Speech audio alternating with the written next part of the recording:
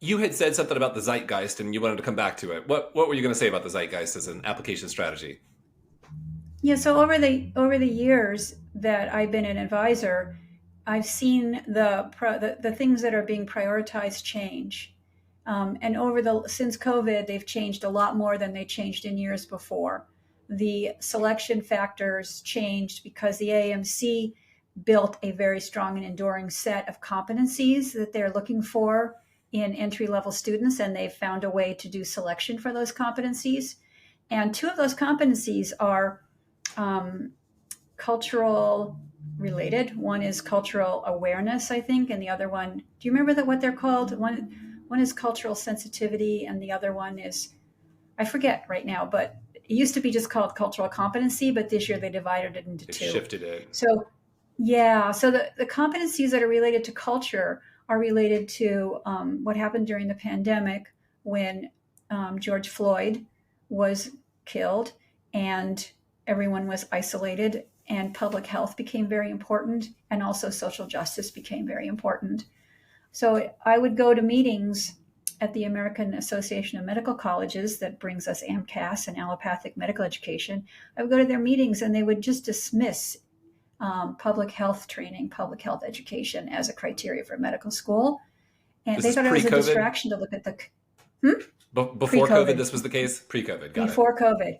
They would say that, you don't want to be looking at the whole community. You just want to treat your one patient the best way you know how. And that is completely flipped now. And every physician, because of COVID, needs to have some understanding of community health, population health, public health.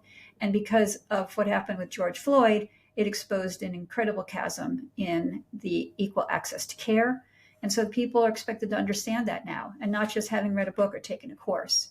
If people who are applying actually do their service with people that are different from them and people who are struggling more socioeconomically or even in terms of chronic illness, they have a much better shot at getting into medical school than someone who hasn't done that.